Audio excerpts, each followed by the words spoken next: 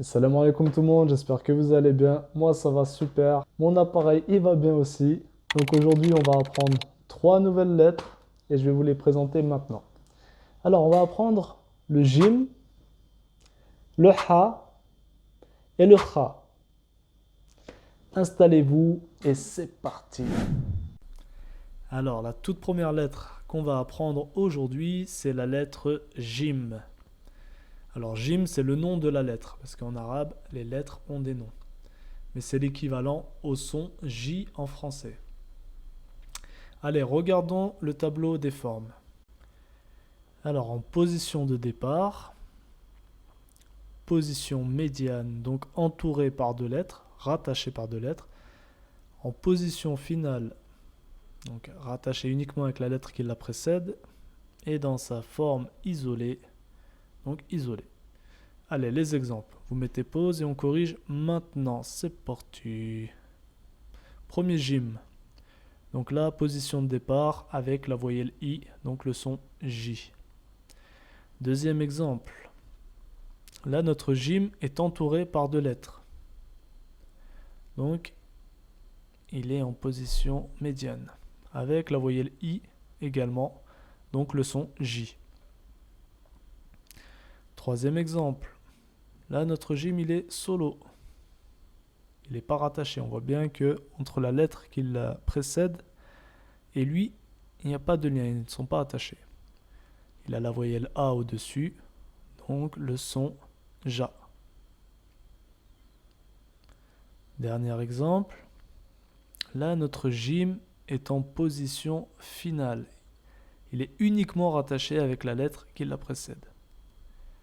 Il a une tenwin un au-dessus. Ça nous donne le son Jun. Ok, je vous laisse mettre pause une seconde fois. Cherchez les lettres que vous connaissez. Et on corrige maintenant. C'est parti. Alors, dans le deuxième exemple, on voit la lettre Ta en position de départ avec la voyelle A au-dessus. Donc le son Ta. Dans le troisième exemple, on voit également un Ta avec la voyelle A au-dessus. Donc de nouveau le son Ta. Alors le son Ha. Attention avec ce son-là. Beaucoup font l'erreur avec un autre son qui est le son Ha. Le son Ha, c'est une autre lettre en arabe, d'accord? On ne dit pas hummus, on dit hummus. Vous voyez la différence? Hummus et hummus. Ha. Donc ça vient vraiment du fond de la gorge. Ha. Hi. Hu. D'accord? Hummus.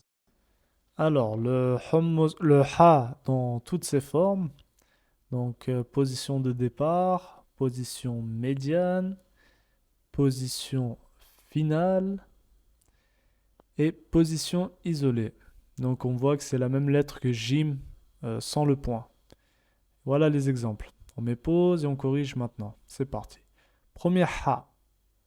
Là, on le voit en position de départ, d'accord? Il n'est pas rattaché avec la première lettre, comme je vous ai déjà expliqué. Quand il n'est pas rattaché, il revient en position de départ. Il a une soukoun au-dessus de lui, donc ça nous donne le son Ha. Deuxième exemple. Là, notre Ha est entre deux lettres, relié à deux lettres, avant et après. Donc, position médiane, avec la voyelle A au-dessus, donc le son Ha. Troisième exemple.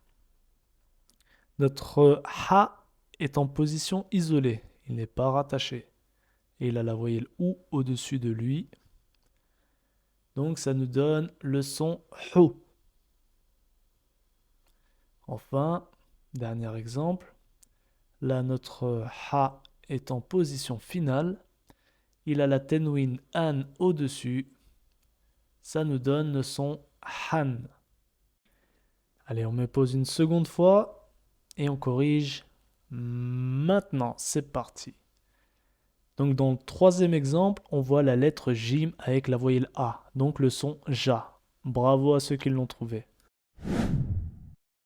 Alors, le son Ra, là aussi, on ne l'a pas en français ce son.